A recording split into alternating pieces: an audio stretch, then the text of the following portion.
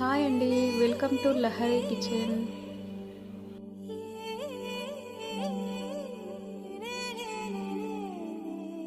Hi friends, ఇప్పుడు నేను చేయబోయే రెసిపీ అయితే కడాయి చికెన్ చేస్తున్నా అండి. ఎలా చేయను చూసేయండి.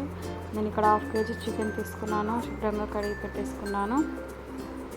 చికెన్ ఇలా కడిగేసి పెట్టేసుకున్నాను. కడాయిలో ఆయిల్ వేసుకొని చికెన్ మొత్తం వేసేసుకున్నాను. ఆయిల్ హీట్ అయిన తర్వాత ఆ చికెన్ గోల్డెన్ బ్రౌన్ కలర్ వచ్చేంత వరకు ఫ్రై చేసుకోవాలి.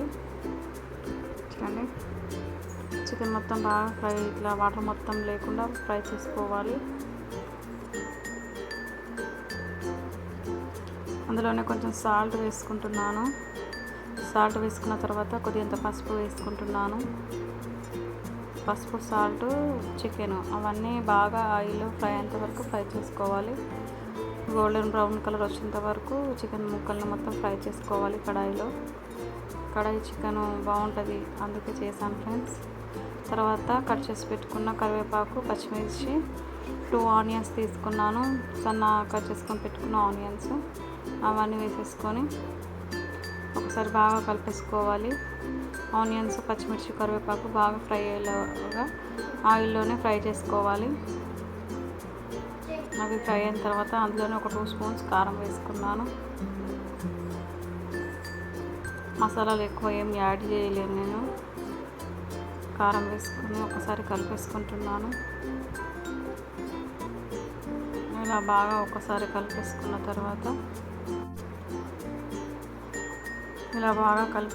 తర్వాత కొద్దిగంత కొత్తిమీర వేసుకుంటున్నాను.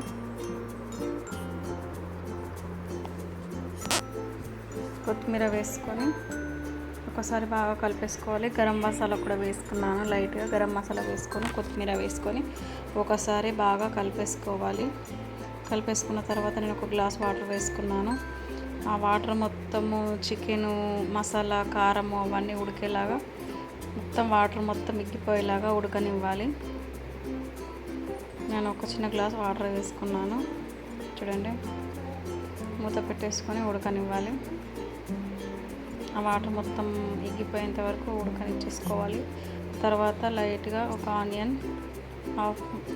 ఆనియన్ కట్ చేసుకొని వేసుకొని అవి కూడా బాగా ఉడికేలాగా ఉంచేసుకొని మూత పెట్టేసుకొని అలా ఒక 5 minutes ఉంచేసుకోవాలి.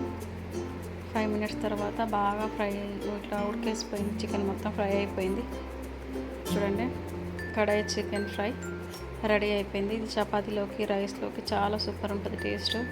సింపుల్గా, మసాలాలు కూడా ఎక్కువ ఏం వేయట్లేదు నేను ఇందులో. అన్నీ ఇంట్లో ఉన్న వాటితోనే సింపుల్గా చేసుకోవచ్చు.